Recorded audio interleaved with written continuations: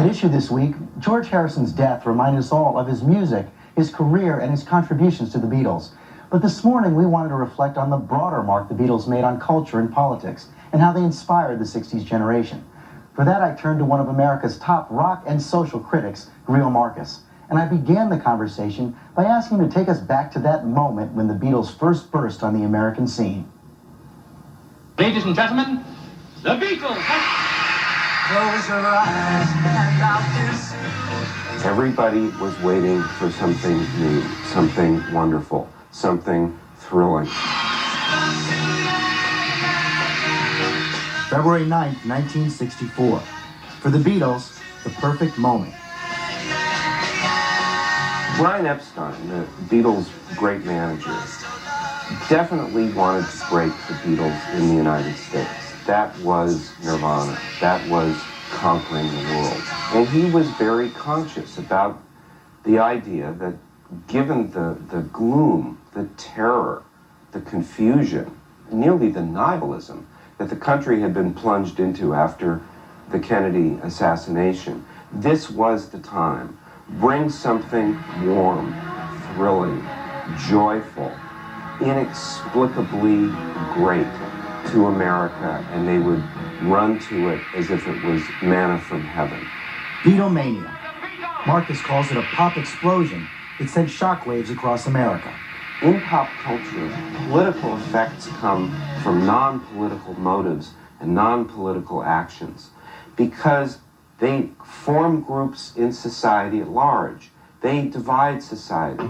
And no force in our lifetime was ever more delightfully powerful in terms of forcing people to decide and define themselves, to decide who they were, than the Beatles.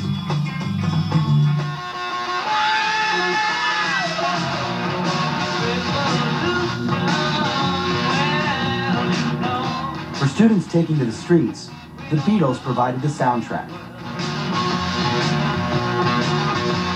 Politics at that time, outside of the civil rights movement, was deeply generational.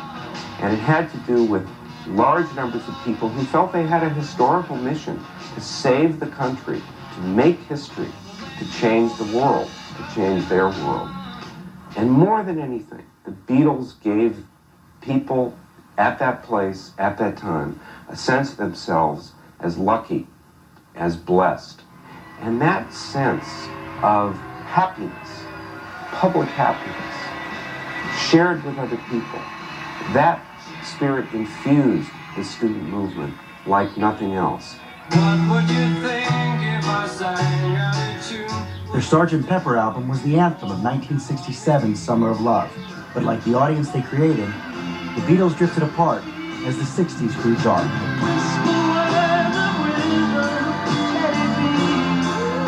When the assassination of John F. Kennedy, which had seemed like a once-in-a-lifetime event, a complete anomaly, began in 1968, was repeated bang, bang, bang, until it looked as if anyone who appeared in public with anything remarkable to say was risking his or her life. Ordinary person like me, person like Martin Luther King. By that time, people began to run from each other. They began to hide. The Beatles did that too. The Beatles broke up in 1970 after Let It Be, and by that time, Marcus points out, they were more creatures of their times than creators of it. But if you still need to be convinced about the Beatles' cultural reach, just take a look at Article 9 of the Taliban Code. Any person who wears beetly hair will be arrested and his head will be shaved. Koki? Thanks, George. We knew that the Taliban was bad, but not that bad. George, it was a remarkable time, though. I mean, the music brings back some of the memories of those years, and they were years that have had an effect on American culture and politics. The baby boom was young then, and the baby boom is so big that it was important culturally and economically, and being important, it became to feel self-important, and a kind of narcissism envelops baby boomers so that the music popular when they were young must be of epical significance. I'm dubious.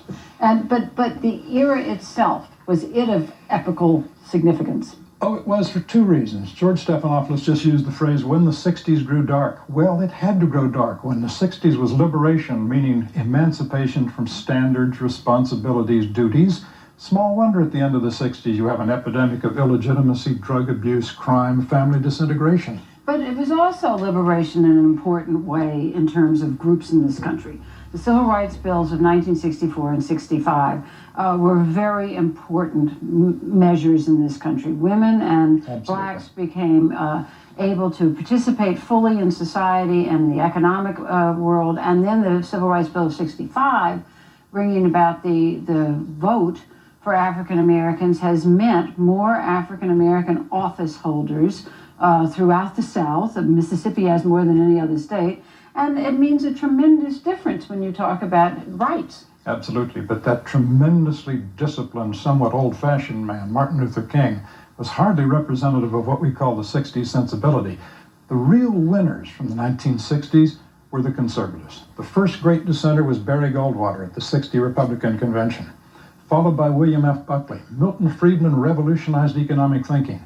And one man first ran for office in 1966, running against the radicals at Berkeley, Ronald Reagan. I would argue that it's two sides of a coin. The conservatives got some, but also it was, in terms of women and blacks who tend to be more liberal, they also got new political powers and rights. So Fair enough. It worked both ways.